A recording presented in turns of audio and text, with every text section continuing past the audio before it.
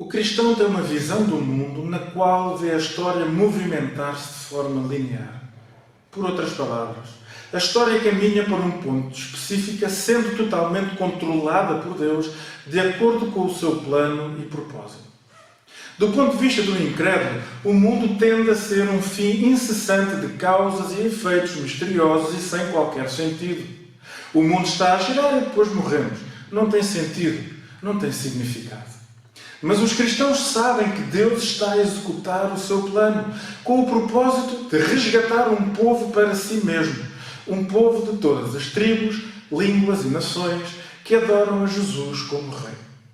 E Ele está a fazê-lo de uma forma perfeita. Mas, entretanto, o que é que nós devemos fazer? Como vamos viver?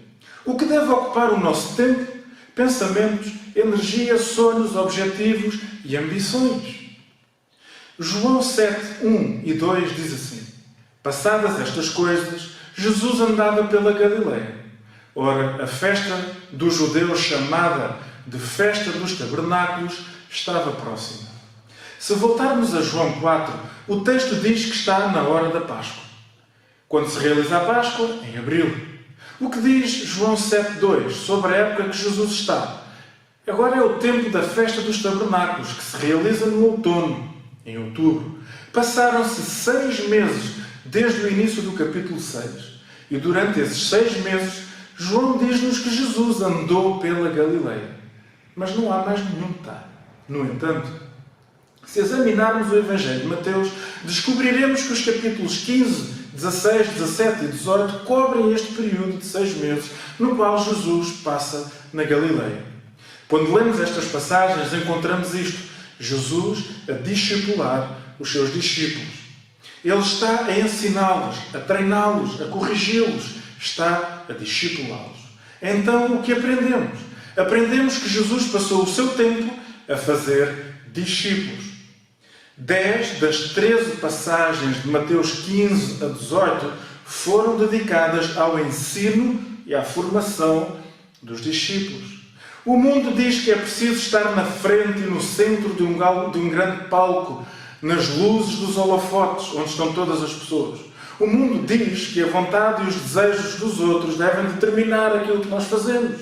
O mundo diz que se queres ter o teu próprio ministério, que ele floresça, então tens de estar sempre visível aos olhos do público. Mas amamos esta passagem, porque Jesus demonstra-nos que estar no lugar secreto é onde o ministério ocorre.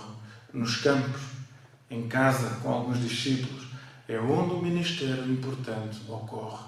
Não é assim que nós o delinearíamos, mas é o que nós vemos Jesus fazer, e o Pai levou propositadamente Jesus a fazer assim.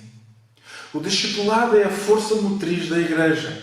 Não é algo glamouroso ou apelativo, não aparece nas manchetes comuns do ministério, está nos bastidores, onde ninguém vê. Os irmãos de Jesus pensavam que ele estava a trabalhar em segredo, mas discipulado é parte essencial e fundamental para construir uma igreja saudável e forte. Jesus centrou a sua atenção em fazer discípulos. E quando Jesus deixou a terra, ele deu a comissão aos seus discípulos para eles fazerem discípulos. Um dos indicadores da saúde da igreja é se ela está ou não a fazer discípulos. E tu, estás a viver isto investindo tempo para fazeres discípulos?